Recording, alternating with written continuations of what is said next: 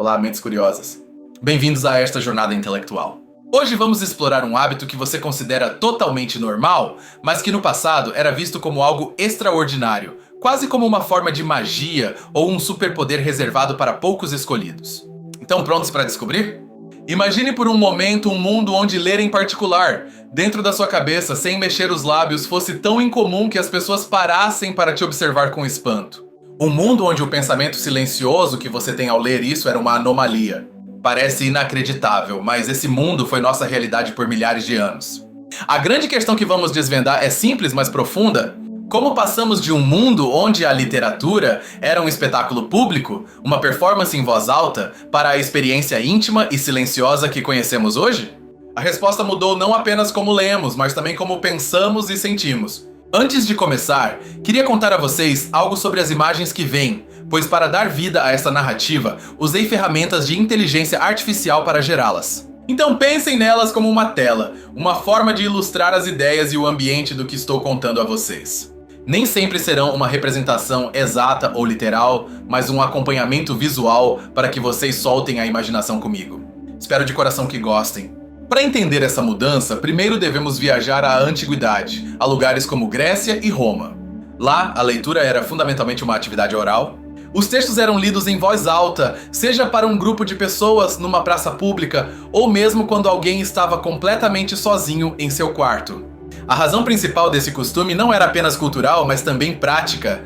A maioria dos textos antigos era escrita no que se conhece como scriptio continua. Isso significa, literalmente, escrita contínua, um mar de letras, sem espaços entre as palavras, sem sinais de pontuação como vírgulas ou pontos e, frequentemente, sem distinção entre maiúsculas e minúsculas. Tente ler uma página assim em silêncio e você verá o quão difícil é. O cérebro precisa fazer um esforço enorme para decifrar onde uma palavra termina e a próxima começa. Ler em voz alta ajudava a resolver esse quebra-cabeça. Ao vocalizar os sons, o leitor podia encontrar o ritmo e a cadência da linguagem, agrupando as letras em palavras compreensíveis. Portanto, na antiguidade, ler não era apenas decodificar texto, era interpretá-lo e representá-lo. Um bom leitor era também um bom orador, alguém que podia dar vida às palavras de um poema ou um tratado filosófico. A literatura não era consumida em particular, era experimentada em comunidade, como ir ao teatro ou a um show. Isso implicava que a relação com os livros era muito diferente. Os textos não eram objetos para uma reflexão pessoal e silenciosa, mas sim roteiros para uma atuação. O significado era construído no ato da declamação, na entonação, nas pausas e na reação do público que escutava. Na verdade, a ideia da leitura silenciosa era tão alheia que quando alguém era surpreendido fazendo-a, gerava suspeitas ou uma grande admiração. Era uma proeza mental que desafiava as convenções da época. Era considerado um ato de concentração e poder intelectual fora do comum. Existem anedotas fascinantes sobre grandes figuras históricas. Conta-se que Alexandre, o Grande, podia ler cartas de sua mãe em silêncio em meio aos seus generais, um ato que demonstrava sua incrível capacidade de abstração e autocontrole, separando sua mente do ambiente barulhento e público.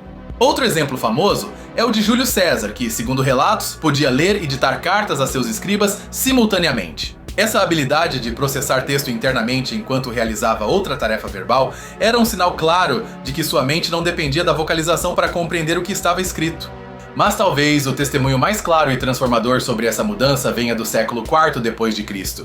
Foi documentado por uma das mentes mais brilhantes da história, Santo Agostinho, em seu famoso livro Confissões. O que ele observou mudaria para sempre a história do pensamento. Agostinho descreve com absoluto assombro como via seu mentor, o bispo Ambrósio de Milão, lendo. E o mais impressionante é... Ele escreve, e cito com espanto, quando lia, seus olhos deslizavam pelas páginas e seu coração buscava o sentido, mas sua voz e sua língua estavam quietas. Para Agostinho, isso era um espetáculo desconcertante. Ele se perguntava por que Ambrósio faria algo assim. Será que ele temia que um ouvinte curioso lhe fizesse perguntas difíceis sobre o texto se o ouvisse? Ou simplesmente estava poupando a voz para quando tivesse que pregar? Ele não conseguia entender totalmente. O que Agostinho estava presenciando era uma revolução silenciosa. Ele estava vendo um homem ter uma conversa privada e direta com o autor do texto através dos séculos, sem a necessidade de um intermediário oral. Ele estava vendo o nascimento da leitura como um ato de introspecção pessoal. Essa mudança, embora pareça pequena, é monumental. A leitura silenciosa permite uma velocidade de processamento de informação muito maior. O olho pode se mover mais rápido que a língua, permitindo absorver ideias num ritmo que a leitura oral simplesmente não consegue igualar. É a diferença entre caminhar e voar, mas o efeito mais profundo ocorreu dentro do cérebro. Ao não ter que exteriorizar as palavras, criou-se um novo espaço. Um espaço interior, privado e silencioso, onde as ideias do texto podiam se misturar com os próprios pensamentos do leitor, gerando reflexão, crítica e novas conexões. A leitura silenciosa é, em muitos sentidos, o berço do eu moderno. Fomentou a ideia de uma vida interior rica e privada, um diálogo consigo mesmo que não é compartilhado com o mundo exterior. Antes disso, o pensamento estava muito mais ligado à palavra falada e à comunidade. Pense nisso por um momento. A capacidade de ler uma ideia herética ou revolucionária em completo segredo, sem que ninguém saiba o que está passando pela sua mente, é uma ferramenta incrivelmente poderosa. Permite a dissidência, a dúvida e o pensamento independente de uma forma que a leitura pública não consegue. Pois bem, essa mudança não ocorreu da noite para o dia. A prática de Ambrósio era a exceção, não a regra. Durante a Idade Média, a leitura em voz alta continuou sendo a forma dominante de interagir com os textos, especialmente nos mosteiros, onde a leitura era uma meditação vocal. Os monges praticavam a Lectio Divina, uma leitura lenta e repetitiva das escrituras em voz baixa ou sussurro. O objetivo era memorizar e assimilar o texto não apenas com a mente, mas com todo o corpo, através do som e da vibração da própria voz. Era uma experiência total. No entanto, pouco a pouco, as condições para a leitura silenciosa começaram a melhorar. Os escribas irlandeses e anglo-saxões, por volta do século VII e VIII, começaram a introduzir uma inovação crucial, algo que hoje consideramos óbvio. Eles começaram a colocar espaços entre as palavras. Essa simples mudança visual reduziu enormemente a carga cognitiva necessária para ler. Já não era um quebra-cabeça que precisava ser resolvido sonoramente. O olho podia agora identificar as unidades de significado, ou seja, as palavras de forma rápida e eficiente, facilitando a leitura puramente visual. Mais tarde, com o surgimento das primeiras universidades no século XII, a demanda por livros cresceu exponencialmente. Os estudantes e os eruditos precisavam consultar muitas fontes diferentes rapidamente. A leitura em voz alta era muito lenta para esse novo ritmo acadêmico. A leitura silenciosa tornou-se uma ferramenta essencial para a pesquisa e o estudo. Permitia a um erudito escanear um texto em busca de informações específicas, comparar passagens de diferentes livros e construir argumentos complexos na privacidade de sua mente antes de escrevê-los. Mas o verdadeiro ponto de virada, o evento que massificou a leitura silenciosa e a tornou a norma, foi a invenção da imprensa por Johannes Gutenberg em meados do século XV. Este foi o catalisador que mudou o jogo completamente, democratizando o acesso aos livros. A imprensa tornou os livros mais baratos, mais acessíveis e, acima de tudo, mais padronizados. A tipografia clara, a pontuação consistente e os espaços entre palavras se tornaram a norma. Os textos foram projetados para serem lidos com os olhos, não com os ouvidos. Foi uma revolução no design. Com a explosão de livros disponíveis, surgiu uma nova classe de leitor. Já não eram apenas monges ou eruditos universitários. A burguesia, os comerciantes e, finalmente, as pessoas comuns começaram a ler por prazer, por informação e por edificação pessoal, na maioria das vezes na privacidade de seus lares. Esse novo leitor silencioso desenvolveu uma relação íntima e pessoal com a literatura. O livro se tornou um portal para outros mundos, um confidente silencioso, um mestre particular. A experiência de mergulhar num romance, perdendo a noção do tempo e do espaço, nasceu nessa era. Assim como vemos, a leitura silenciosa não é uma habilidade inata do ser humano. É uma invenção cultural, uma tecnologia mental que desenvolvemos ao longo de muitos séculos. É um superpoder que exigiu mudanças tanto na forma como escrevíamos, quanto na forma como nosso cérebro processava a linguagem. Vamos ver por que isso é tão relevante hoje. Vivemos numa era de sobrecarga de informação. Lemos constantemente em nossos celulares, tablets e computadores. A capacidade de processar texto de maneira rápida e silenciosa, que tanto assombrou Santo Agostinho, é agora a base da nossa sociedade do conhecimento. Cada vez que você lê um e-mail, um artigo de notícias ou uma mensagem de texto, está utilizando essa tecnologia mental aperfeiçoada ao longo da história. Você está participando de uma conversa silenciosa, absorvendo ideias e se conectando com outras mentes sem emitir um único som. No entanto, essa evolução também teve um custo. A dimensão comunal e auditiva da literatura passou para segundo plano. Ganhamos em privacidade e velocidade, mas talvez tenhamos perdido algo da experiência compartilhada, da magia de ouvir uma história bem contada em grupo. Os audiolivros e os podcasts, tão populares hoje em dia, podem ser vistos como um retorno a essa antiga tradição oral. Uma redescoberta do prazer de que nos leiam, de fechar os olhos e deixar que a voz de outra pessoa construa mundos em nossa imaginação. É um ciclo que volta às suas origens. Da próxima vez que você pegar um livro e mergulhar em suas páginas em completo silêncio, pare um segundo. Pense na incrível jornada histórica que tornou esse momento possível. Não é um ato trivial. É a culminação de uma das revoluções mais importantes da cognição humana. Você está usando um superpoder que te conecta diretamente com as mentes de pessoas que viveram há séculos. Está exercendo uma forma de liberdade de pensamento que foi, em seu tempo, uma raridade. Está criando um universo privado dentro da sua própria mente, algo que para um antigo romano teria parecido pura feitiçaria. Em resumo, a leitura nem sempre foi como a conhecemos. Passou de ser um ato público, sonoro e comunitário, limitado por textos difíceis de decifrar, para uma experiência privada, silenciosa e veloz. Essa mudança foi possível graças a inovações como os espaços entre palavras e a imprensa. Essa transformação não apenas mudou a literatura, mudou a ciência, a filosofia, a religião e a política. Permitiu a reflexão profunda, a crítica secreta e a rápida disseminação de novas ideias. Em suma, o superpoder de ler em silêncio ajudou a moldar o mundo moderno tal como o conhecemos. Assim, a história da leitura silenciosa é a história da invenção da privacidade da mente. É um lembrete de que as ferramentas que usamos para pensar, mesmo as que parecem mais naturais, têm uma história e moldaram ativamente quem somos e no que nos tornamos. A leitura na antiguidade era, em essência, um ato de memória e performance. Os grandes oradores não apenas liam, mas interpretavam o texto para uma audiência que na maioria não sabia ler. O livro era um roteiro para o evento social, não um objeto de consumo individual. Pensemos na educação. Um estudante romano não se sentava para ler em silêncio. Ele ouvia o mestre ler e comentar os textos.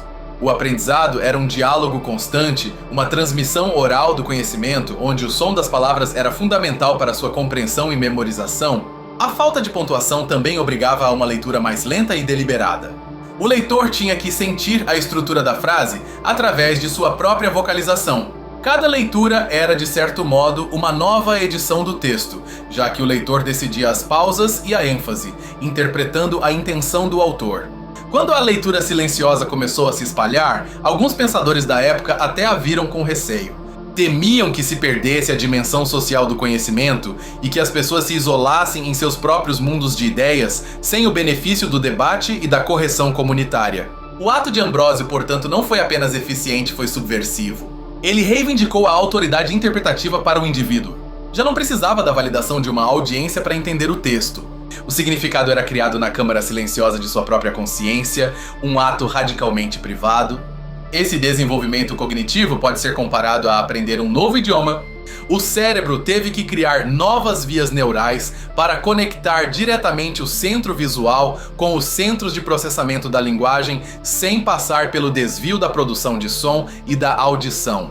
Essa nova via rápida cerebral é o que permite a leitura veloz ou o skimming, a habilidade de passar os olhos por cima de um texto para captar a ideia geral. Uma habilidade impensável num mundo de script continua, mas absolutamente essencial na nossa era da informação. O silêncio se tornou a tela do pensamento. A leitura silenciosa permite que surjam perguntas, dúvidas e objeções em tempo real enquanto você lê. Você pode parar, reler uma frase e debater com o autor na sua cabeça sem interromper um fluxo externo. O livro, graças à leitura silenciosa, transformou-se de um objeto comunitário em uma posse pessoal, uma extensão da memória e da identidade do indivíduo. As bibliotecas pessoais, antes um luxo extremo, tornaram-se um reflexo da alma e da mente de seu dono. O romance como gênero literário, que explora a psicologia profunda e a vida interior dos personagens, é um filho direto da leitura silenciosa. Requer um leitor que possa empatizar e viver dentro da mente de outro, um feito que é enormemente facilitado pela leitura privada. Até mesmo nossa concepção de autoria mudou. No mundo oral, as histórias eram modificadas a cada recontagem. Com a imprensa e a leitura silenciosa, o texto foi fixado. O autor se tornou uma autoridade única e sua obra um artefato estável que podia ser estudado e analisado de forma precisa. Pensemos na ciência moderna. A revolução científica foi impulsionada por acadêmicos que podiam ler os trabalhos de outros em particular, verificar os dados e construir sobre eles de maneira incremental. A leitura silenciosa e rápida foi o motor invisível desse progresso.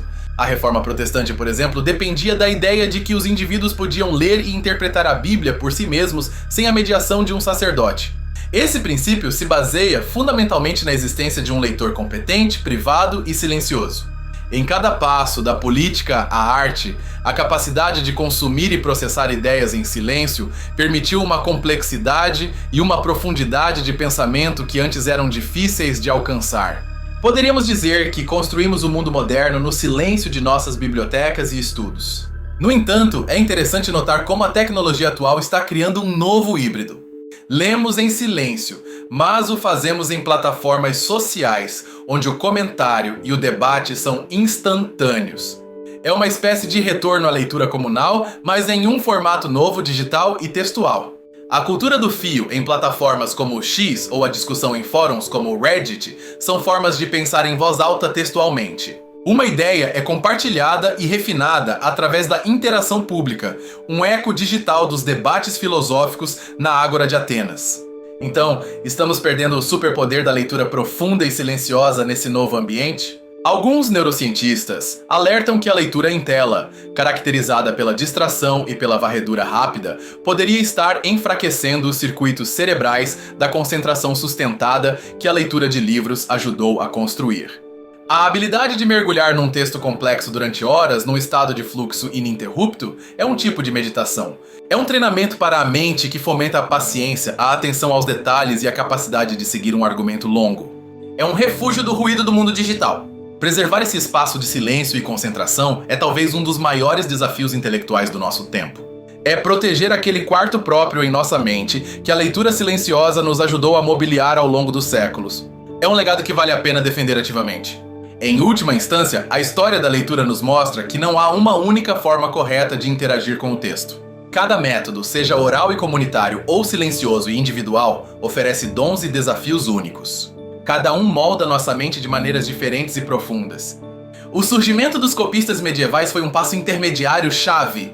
Ao transcrever textos, frequentemente murmuravam as palavras para si mesmos, um processo conhecido como ruminatio. Eles mastigavam as palavras para digerir seu significado, uma ponte entre a leitura oral e a totalmente silenciosa. A separação da escrita e da leitura também foi crucial. No mundo antigo, frequentemente a mesma pessoa que escrevia o texto era quem o lia em voz alta. Com o tempo, essas se tornaram habilidades distintas, permitindo que o leitor se concentrasse unicamente na decodificação e na compreensão. A Biblioteca de Alexandria, embora um centro de conhecimento imenso, teria sido um lugar barulhento. Imagine centenas de eruditos lendo seus rolos em voz alta ou num sussurro constante. O silêncio que associamos hoje a uma biblioteca é, historicamente, uma invenção muito recente. A leitura silenciosa também mudou a arquitetura. As bibliotecas começaram a ser projetadas com espaços para o estudo individual, como os carrels ou cubículos nos mosteiros e universidades. O espaço físico se adaptou para proteger e fomentar o novo hábito do pensamento privado. Essa mudança cognitiva até afetou a escrita. Os autores começaram a escrever para um leitor silencioso, não para um ouvinte. Puderam usar estruturas de frases mais complexas, argumentos mais longos e referências sutis, confiando que o leitor poderia parar e reler para captar todo o significado. A privacidade da leitura silenciosa foi especialmente importante para as mulheres em épocas em que sua educação e expressão intelectual eram restritas. Através dos livros, elas podiam explorar ideias e mundos além de sua esfera doméstica em um espaço seguro e invisível para os outros. A crítica literária como disciplina formal é quase impensável sem a leitura silenciosa. Requer a capacidade de analisar um texto de perto, de ir para frente e para trás, de comparar passagens e de fazer anotações. Tudo isso é um processo lento, metódico e, acima de tudo, silencioso. A leitura silenciosa nos permite controlar o ritmo de nossa ingestão de informação. Podemos acelerar nas partes que entendemos e parar nas que nos desafiam. É uma experiência de aprendizado totalmente personalizada, adaptada em tempo real por nosso próprio cérebro. A relação emocional que desenvolvemos com os personagens de ficção é mais intensa na leitura silenciosa. Por não haver um mediador oral, as vozes dos personagens falam diretamente em nossa cabeça, criando uma conexão mais íntima e poderosa. Nós os sentimos como nossos próprios pensamentos. O desenvolvimento de gêneros como o diário ou a autobiografia também está ligado a essa mudança. A prática de ler sobre a vida interior de outros fomentou o interesse em examinar e registrar a própria. A introspecção se tornou um tema digno de ser escrito e lido. Assim, o leitor deixou de ser um mero receptor passivo em uma audiência. Ele se tornou um participante ativo, um co-criador de significado. Cada pessoa que lê Dom Quixote em silêncio cria uma versão ligeiramente diferente da história em sua mente. Uma experiência única e irrepetível. A leitura oral não desapareceu, é claro. Ela continua viva na poesia recitada, nas peças de teatro, nos contos que lemos para as crianças antes de dormir. Nesses contextos, valorizamos a beleza do som da linguagem e a conexão humana que se cria ao compartilhar uma história em voz alta. Até mesmo a forma como o direito e os contratos evoluíram foi influenciada por essa mudança. A leitura silenciosa e a pontuação padronizada permitiram a criação de documentos legais complexos e sem ambiguidades, que podiam ser estudados e referenciados de maneira precisa. A transição também pode ser vista na arte.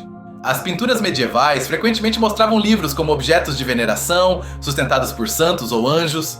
No Renascimento e depois, vemos cada vez mais pessoas comuns representadas no ato íntimo da leitura. Esse superpoder nos deu um novo tipo de liberdade. A liberdade de explorar qualquer ideia, não importa quão estranha ou perigosa, na segurança de nossa própria mente. É uma liberdade que frequentemente consideramos garantida, mas que foi conquistada através de uma longa e silenciosa revolução. O ato de ler em silêncio cria uma bolha de concentração ao nosso redor. Nos isola do caos e das distrações do mundo exterior, permitindo-nos entrar em um estado de foco profundo. É uma habilidade de sobrevivência no ruidoso século XXI. Curiosamente, quando aprendemos a ler na infância, começamos como os antigos. Lemos em voz alta, palavra por palavra, para conectar os símbolos com os sons. A leitura silenciosa é o segundo passo, um nível de maestria que é alcançado quando o processo se automatiza em nosso cérebro. Da próxima vez que você vir alguém absorto num livro num parque ou no transporte público, não veja apenas uma pessoa lendo. Você está vendo alguém realizar um ato de magia cognitiva, uma proeza que teria deixado boquiaberto um erudito da antiga Roma. Você está vendo um superpoder em ação. A história nos ensina que as ferramentas que moldam nosso intelecto são frequentemente invisíveis. A leitura silenciosa é talvez a mais importante de todas. É o software que é executado em segundo plano em nossa mente, permitindo o pensamento complexo, a imaginação e a introspecção. A jornada do leitor tem sido longa e fascinante. Da praça pública ao quarto privado, do ouvido ao olho, do som ao silêncio. Uma evolução que não apenas mudou nossa relação com os livros, mas que fundamentalmente alterou o tecido de nossa consciência. Podemos ver então que algo tão simples como ler em silêncio é, na verdade, uma conquista cultural e cognitiva de proporções gigantescas. É uma habilidade que exigiu mudanças tecnológicas, sociais e neuronais, e que, por sua vez, desencadeou novas formas de pensar, sentir e nos organizar como sociedade. Desde os oradores da antiguidade que davam voz aos textos, até o monge que os ruminava em sua cela e o erudito que os devorava em silêncio, cada etapa nos deixou um legado. Hoje, somos herdeiros de todas essas formas de leitura, capazes de escolher a que melhor se adapta às nossas necessidades. A leitura na antiguidade era um eco, uma ressonância que preenchia o espaço. Hoje, para nós, a leitura é um silêncio, mas um silêncio cheio de vozes, ideias e mundos. Um silêncio que é, paradoxalmente, um dos espaços mais ricos e povoados que podemos habitar. Então, da próxima vez que você se perder nas páginas de um livro, lembre-se da jornada. Lembre-se que você está participando de uma tradição milenar que foi esculpida por escribas, santos, inventores e milhões de leitores anônimos que, como você, buscaram no silêncio uma conexão mais profunda. Essa habilidade de criar um cinema particular em nossa mente com personagens, cenários e emoções é o presente final da leitura silenciosa. É a prova de que a tecnologia mais poderosa continua sendo a que levamos dentro do nosso crânio, ativada pelo simples ato de virar uma página. Cada livro lido em silêncio é uma afirmação de nossa individualidade e de nossa capacidade para o pensamento profundo. É um ato de resistência contra a distração, um compromisso com a concentração e uma celebração da infinita complexidade da mente humana. Então, da próxima vez que você escolher um livro, lembre-se que não está apenas escolhendo uma história, está escolhendo ativar um antigo superpoder que te permite viajar no tempo, habitar outras mentes e, em última instância, compreender-se melhor a si mesmo e ao mundo que o rodeia. Em conclusão, a passagem da leitura oral para a silenciosa não foi uma simples mudança de hábito. Foi uma das transformações mais profundas da história da humanidade, uma que reconfigurou nossa mente e lançou as bases para o mundo moderno do pensamento individual e da inovação. Muito obrigado por me acompanhar nesta fascinante jornada através da história da leitura. Espero que tenha te dado uma nova apreciação por esse ato silencioso e poderoso que você realiza todos os dias. Foi um verdadeiro prazer compartilhar essas ideias com você. Se você gostou deste vídeo e quer descobrir mais segredos ocultos na história da literatura e do pensamento, não se esqueça de se inscrever e ativar as notificações. E agora eu adoraria saber a sua opinião. O que você achou mais surpreendente nessa história? Deixe sua teoria nos comentários.